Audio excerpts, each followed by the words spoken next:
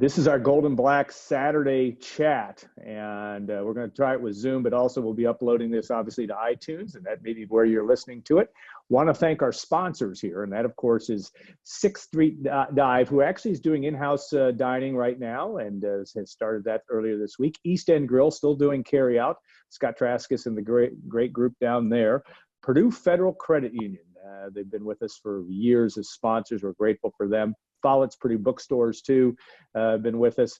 And, of course, First Source Bank, Charters Team, Remax Ability Plus. And then also our folks that are still doing carry-out in the area, Triple X. I know that Tom Dienhart I like to go out and meet down there. They are doing outdoor seating right now. Not the indoor restaurant is not open, but you can go in and enjoy a meal there. They've been doing that curbside service. And of course, Arnie's and Bruno's still doing their carry out as well. Whitaker Inn had a great meal there last couple nights ago there in Lafayette. Smee's Place too in Indianapolis, North Side Indianapolis. Of course, all the Arnie's restaurants in Indianapolis. So, Tom, this is the one that I've spent more time working on, and I'm probably have screwed up. But we're looking at the definition of unsung Purdue football players, the best ones. And by unsung, we defined it as what, Tom? Well, guys, you couldn't have been first team All Big Ten or second team All Big Ten. You could have been honorable mention. So these were guys that obviously we think still had very good Purdue careers. May have not gotten the official accord from various outlets to recognize their skill set, but we think they're unsung Boilermakers who excelled at Purdue. And in a lot of instances, Alan also excelled on Sundays playing in the National Football League too. All right, I'm going to let you start this, Tom, and your first pick. We're picking 5, but if you've listened to the show the last couple of weeks, we pick our 5 and then we pick everybody else because it's really hard to eliminate this group. But Tom, you're up first. Well, first, Alan, going back to your entry, you made me really hungry, buddy. I need a little Dwayne Purvis All-American. Yeah, I know. Kerry and Greg are working hard to get that going there at Triple X. But go ahead. Now I'm going to go with quarterback Scott Campbell. Going back, Scott's his career overlapped with Mark Herman's and Jim Everett's from Hershey, Pennsylvania. You're very well familiar with Scott Campbell, a prolific quarterback, threw for a lot of yards. 1981, 1982, 1983, Alan, I believe he was a starting Boilermaker quarterback. Had a lot of big moments. A guy who did not get first team All Big Ten honors ever or second team, but went on to a pretty nice professional career with the Steelers and the Atlanta Falcons. And the guy, even to this day, Alan, Purdue fans seem to have forgotten. But if you go back and look at his passing numbers, they're even impressive today, almost, 40 years later. Yeah, no question. Scott Campbell maligned some because you follow Mark Herman and you follow, and his teams did not win. Now, Campbell actually got started in very difficult circumstances as a true freshman when against Notre Dame on national TV. Mark Herman has a hurt thumb, as I recall. Campbell starts that game in 80. That was really the only game he played a great deal in 80, obviously as a true freshman. But right, he was a starter after Mark Herman. Certainly one game that you've talked about, one of the great performances, Scott Campbell against Notre Dame, 1981. The 2 passes in a row to Steve Bryant and a long pass to Everett Pickens. It had bailed the Boilermakers out in a 15-14 win in 1981. Good pick there because Scott Campbell is in the cradle of quarterbacks. He was an outstanding pro, has done extremely well, still lives in Hershey, Pennsylvania, and is done well in real estate and a great guy. Just has been definitely worthy on that list. I'll pick my first one. I'll go a little bit different and start with Mike Neal. And Mike Neal, obviously out of Maryville, Indiana, very talented guy, very unheralded recruit, as I recall, from Joe Tiller's group. Got a chance to come down here, had some injury issues at Purdue, Played quite a bit as a defensive end or defensive lineman toward the end of his career, and was very, very effective. He just, whether he lived up to his billing in college, he was one of those guys that was a potential guy and got better as time went on, and went on to play in the NFL for the Green Bay Packers. Had some controversy up there as well, but he was an NFL guy. And Mike Neal, really a good player at Purdue, and Purdue could use a Mike Neal or two, at least that skill level on its defensive line right now. That's a great choice. Tiller brought a lot of good defensive linemen to West Lafayette, as you know, Alan, and Neal's a guy that sometimes gets lost when the roll call of those names is recited by Purdue fans, including myself. You're right. Nice choice. I'm going to go with a guy. Another 1980s Boilermaker. This guy actually still works. He works at Purdue University, Alan. Calvin Williams. Yeah. From Baltimore, Maryland. Boy, I tell you what, he was a bright spot on some bad Purdue teams in the late 1980s. I think he was at Purdue from about 85 to 89, I want to say. And again, was productive in West Lafayette. Now, went on to the NFL where he was probably even better, maybe a fifth or a sixth round pick of the Eagles. I remember watching him in the early 90s for the Eagles with Randall Cunningham throwing him passes. Fred Burnett was a wide receiver opposite him. I think he had Mike Quick and some good Eagles teams as well. So, Calvin was a guy, despite his numbers, probably didn't get the recognition while he was at Purdue. Again, was not first team All Big Ten, was not second team All Big Ten. But still, it was a guy, I think, Purdue hasn't had a lot of great wide receivers in its history, Alan. You know that.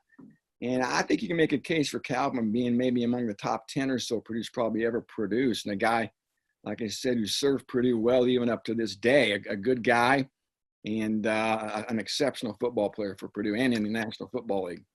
Right. Truly one of those guys that got better or got more, because it was the scorched earth of Purdue passing offense from a lot of the time that Calvin was here. He redshirted in 85, like you talked about, played in 86 as a redshirt freshman with Jeff George, scored a key touchdown in that bucket upset of Indiana when Scott Schultz blocked the kick in the 86 game in the famous Rod Woodson gold jersey game. Yes. But Calvin was a very, very productive receiver. 86 through 89 just didn't have. Now, Eric Hunter when Eric Hunter arrived in his first couple starts, I believe in the 88 season against Michigan State and Michigan, threw for a bunch of yards. Calvin Williams had very productive games, a huge game, as I recall, up in the Big House, I believe in 88, when Purdue threw for a bunch of yards and kind of made a rally. But you're right, great pick there, because Calvin was a very talented receiver. And it proved out from Baltimore, Maryland, I believe, and a guy that had a chance to prove his worth in the NFL. And I think he played long enough. We have to ask Calvin, played long enough in the league, 5 years to earn a pension. And he's been a longtime administrator under Morgan Burke and Mike Babinski, sport administrator at Purdue. Good pick there. I'm going to go with another receiver, and if you're in, this will ring true. Isaac Jones, 1998, he had 83 catches. And now, again, Drew Brees is throwing it around the yard a lot in that year, to say the least. But Isaac Jones will forever be in Purdue lore just for the catch against Kansas State, the 24-yarder from Drew Brees in the last, the midnight catches I think of, because it was a late-night game and at the Alamo Bowl against number 4 Kansas State. Purdue wins that game because Isaac Jones and Drew Brees hooked up on that key play. But Isaac Jones had a lot of great catches that year, was a very good receiver, and he makes my list. Good choice, yeah. I think he was a Pennsylvania kid. Yep. And like you said, an underrated target during the Breeze era. Now, I'm going to stay in the 1980s, buddy. Sounds like a Jeopardy category. Yeah. Underrated 1980s Purdue football players, please. I'm going to go with Ray Wallace. Yeah. North Central High School, Indianapolis, Indiana. A parade All-American, a huge recruit. Boy, Leon Burnett. You can say all you want about this dubious Xing and O'ing, but you would agree, Alan, I think the guy could recruit. He was a great salesman. He got a lot of good players in West Lafayette, a lot of good skill players, I should say, especially. Ray Wallace was among them. Of course, Ray, as you know, came to West Lafayette as a defensive back. I think he played free safety. He started right away in 1982. Right away. right away. They plugged him in back there, and I spoke to Ray in this last year for one of the catching ups, and he's doing real well. He lives in suburban Nashville, works in property management, has a family, and he's doing well. He's happy and healthy. And he was a guy, he was never really a feature back at Purdue. As you guys know, the listeners know, Alan, that Jim Everett offense that Ray Wallace played in when he made the move to offense was pass-oriented. And Ray probably would rush for 500 yards, caught a lot of passes, not as many as Rodney Carter, but he and Rodney Carter formed a nice backfield combination there. Bruce King, of course, the fullback, was in that backfield too for a while. Think about that. 3 NFL running backs, probably on that 1985 and 84 teams. Think about that. And in the third round, a quarterback pick number 3 in the draft. But anyway, I digress. Ray Wallace, underrated back, nice NFL career with the Steelers and the Houston Oilers. Didn't get his just due, I think, at Purdue. I think because the offense muted his numbers to a degree. But a guy, you probably would agree, Alan, has to be one of the more talented players the school has had the last 50 years. And he did have a couple of 100-plus yard rushing games. I think Indiana in the bucket game in '85, he had a big day there. But he was a very capable running back. And at North Central High School, he was probably the top player in the state of Indiana. A year older than Rod Woodson, right? Yeah, so year.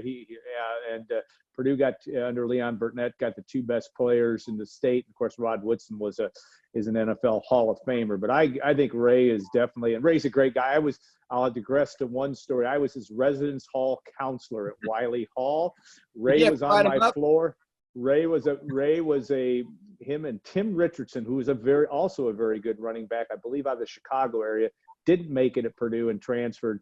Both Tim and Ray, they behaved themselves for the most part. I didn't have to write them up, but I also had Mac, I believe it was Herb Robinson and Mac Gaddis and John Askew all on my floor as well. Somehow they loaded them up for me, and I had some fun stories. But Ray, I got to know a little bit. Ray's a great guy. You can't find a better person to represent himself, his family, and Purdue. But he has truly been a very talented guy.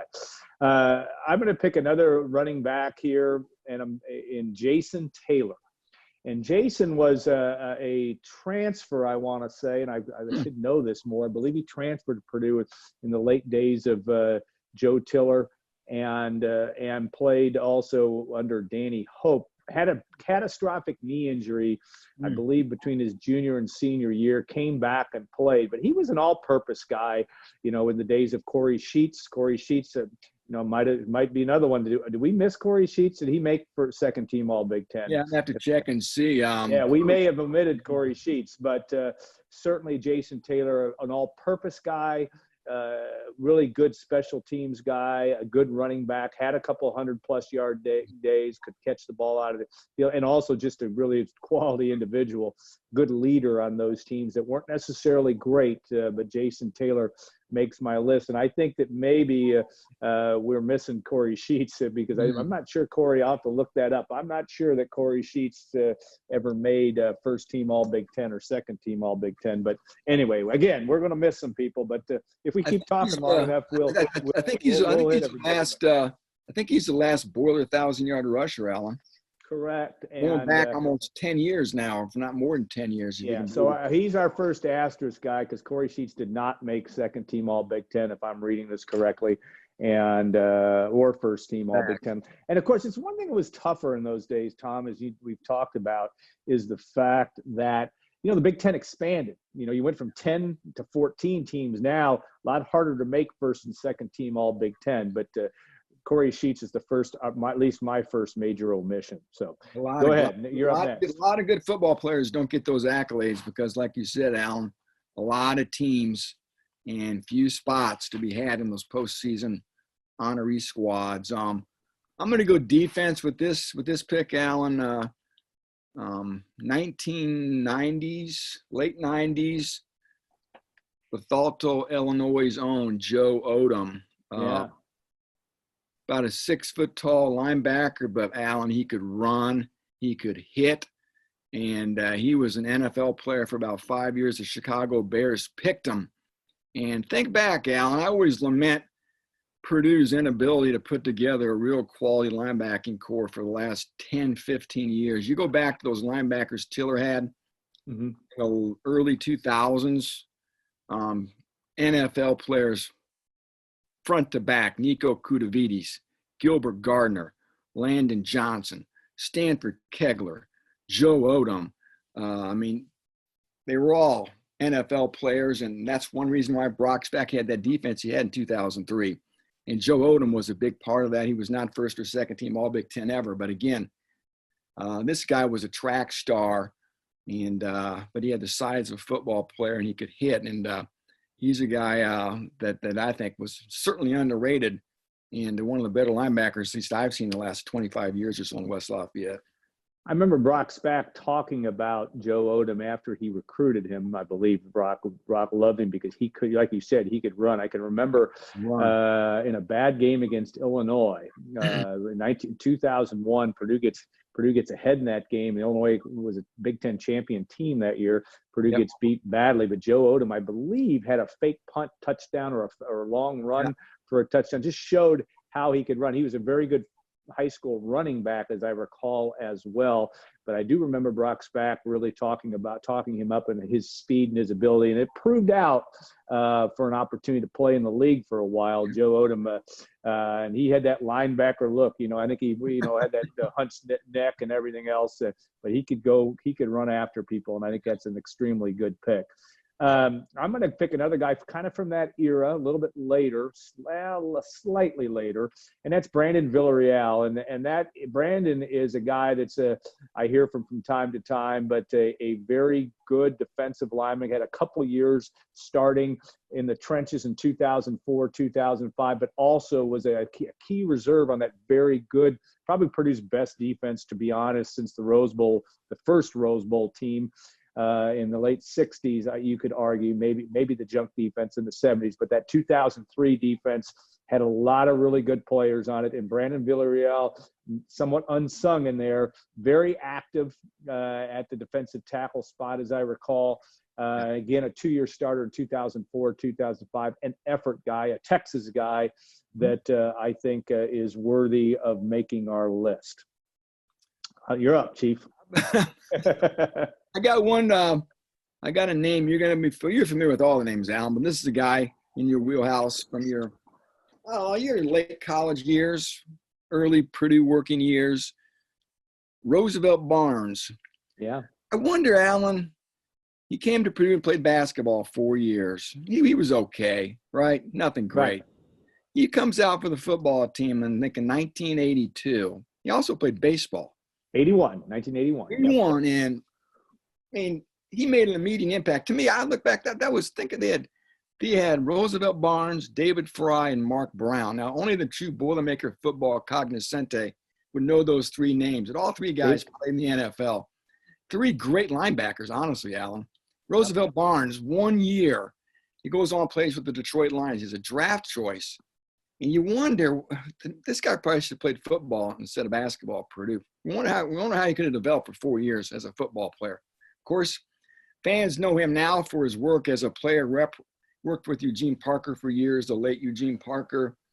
Roosevelt Barnes, a great Boilermaker, one of the greatest athletes. Like I said, a 3-sport letterman at Purdue. How many 3-sport lettermen has Purdue had the last 50 years, Alan? Yeah, great, really talented baseball player that ended up not able to hit the curve, as we always talk about that. And Roosevelt is a guy that obviously also the father of Caleb Swanigan, and certainly got back into the Purdue family when Caleb was around. And the interesting thing about Rosie is that, I think he took advantage of that 5th-year rule at the time, that you could play one sport, come back, and if you had a year and play 1 year of eligibility in football. And he certainly was a very good rush defensive end. He got put in by Jim Young in the last year, and on that defense with Mike Hankwitz and company. And became very, very effective. And you're right, he ended up going to the Detroit Lions. One of the great stories about Roosevelt Barnes that he'll tell, he and Isaiah Thomas had an unbelievable feud in the 1981 Purdue-Indiana basketball series, and he literally physically manhandled Isaiah. We talked, because Isaiah's made all this all this notoriety because of Last Dance, and of course Isaiah's in the Hall of Fame level, one of the great point guards in the history of the NBA. But he didn't. He and Rosie got under his skin, and Bob Knight used to show films of how Rosie was being too physical, and this is on the Bob Knight show, and it all developed into that 1981 Purdue mentality thing that Bob Knight did. Roosevelt Barnes was at the thick of that. But I always love the story that when Roosevelt Barnes was playing at the Pontiac Silverdome, both the Pistons and the Lions were practicing at the Pontiac Silverdome. And the first time that Roosevelt Barnes came up to Isaiah Thomas, because they were both practicing at that facility at the time, Isaiah kind of bristled and almost ran the other way like he thought Roosevelt was going to punch him or something like that. Roosevelt, one of the toughest-minded guys, very smart guy. His basketball career did not turn out like he would have liked it to. He did play under Gene Cady more in his last 2 years, never really started. And he was a Gene Cady type player in basketball, but he was a football guy playing basketball in a lot of ways. Fort Wayne, Indiana. Fort Wayne High School, right? And really good player. Gene Parker, some great Boilermakers come out of that city over the years, as we all know.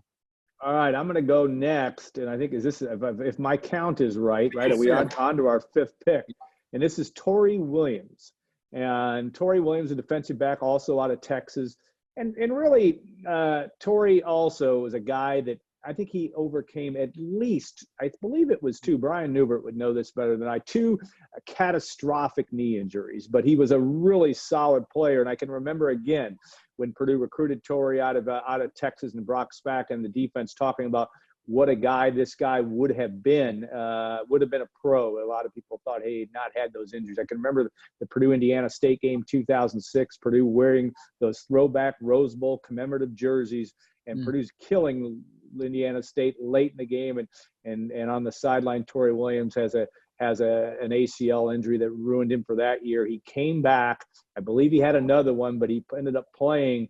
And he was a very, very effective player in the last years of Joe Tiller, and I believe the first years of Danny Hope. So that may have been a little stretch there, but I think Tory, I looked at him mostly on his great talent, and maybe more of a what could have been had he stayed healthy all throughout his career. But I also give him a lot of respect just for fighting through those injuries and getting a lot of playing time when people thought there was no way in heck he would ever play football again. Yeah. Did you? Now we pick five. Those are five. Now we get to go to the ones we missed, and I'll let you start. We've talked about a number. Yeah, a few guys we discussed beforehand. Another 1980s guy for me, Mark Turf Jackson, Terre Haute, Indiana.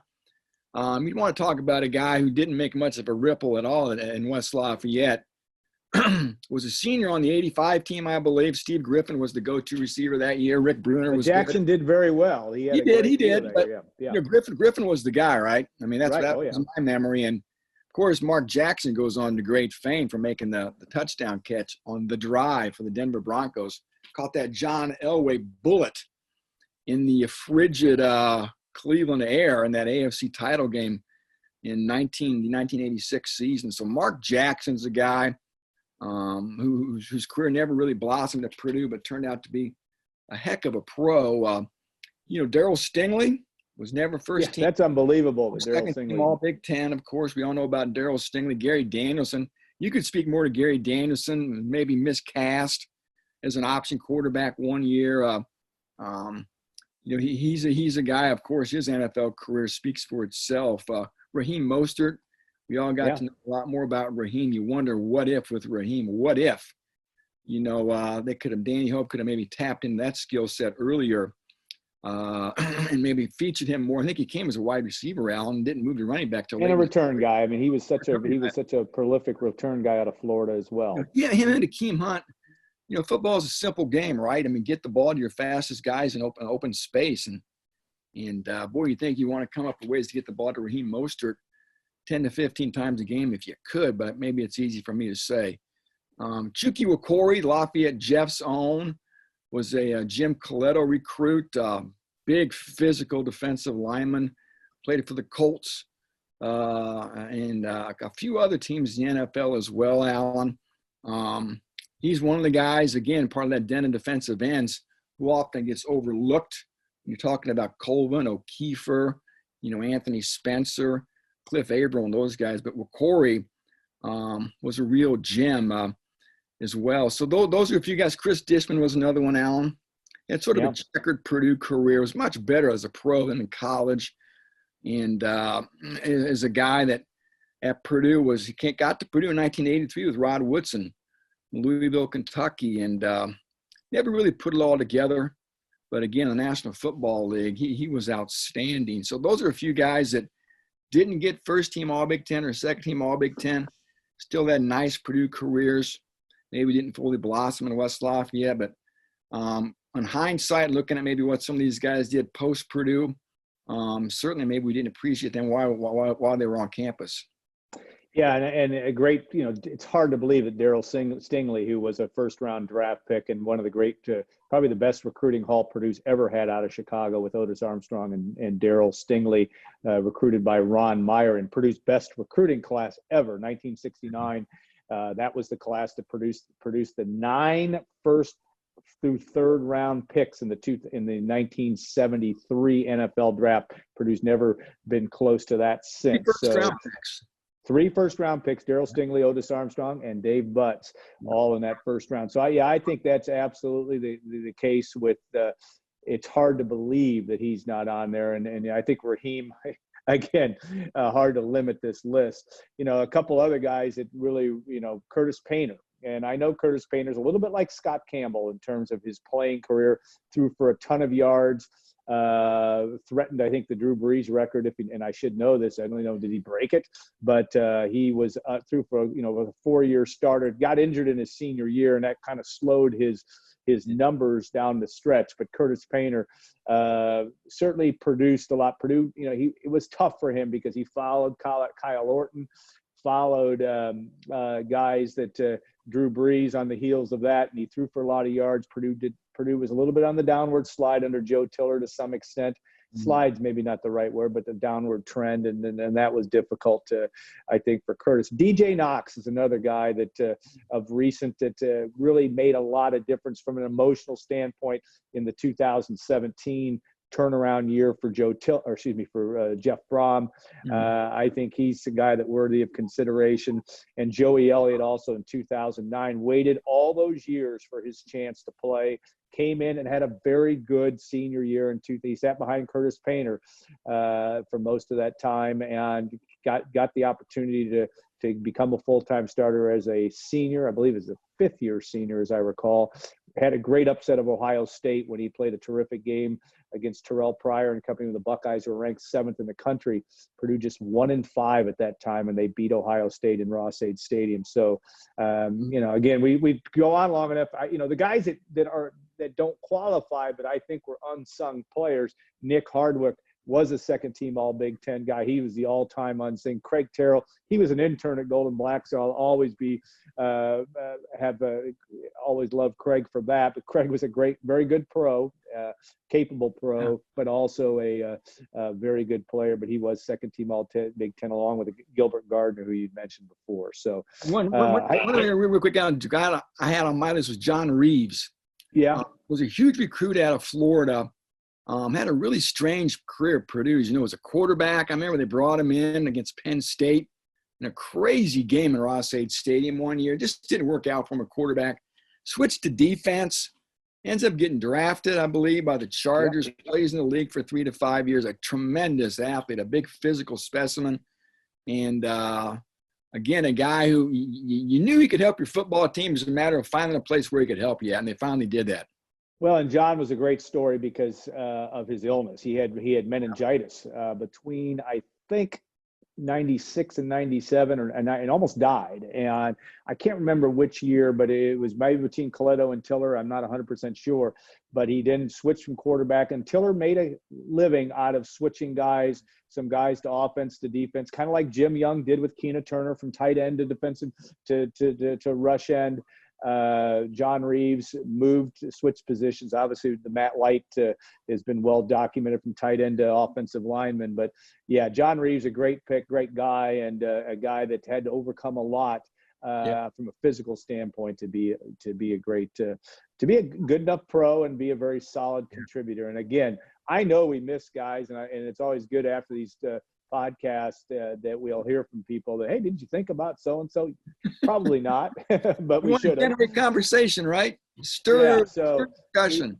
It's a lot of fun to be able to do this, and we'll do this with basketball before long as well. You were right about last week's show. We should have divided that up in terms of our most surprising moments between football and basketball, but we live and learn in this job, so that's a good thing after all this time. Well, Tom, thank you. I always enjoy this conversation, and I want to thank our sponsors, and of course that will be Follett's. The good folks have been with us ever since the start. We're in our 30th year at Golden Black, and Follett's has supported us from the get-go. Purdue Federal Credit Union, pretty much in the same boat. 6th Street Dive, open for the dining now in restaurant dining, in addition to carryout. East End Grill, and of course they are doing just carryout only right now. First Source Bank, and they have been great supporters of us over the last several years. Charters Team, Remax Ability Plus. We always appreciate the work that Kyle Charters does for us on our Monday podcast. Of course, a Golden Black alum, and very, very good job on that. One of the great voices that we have the ability to be associated with, certainly.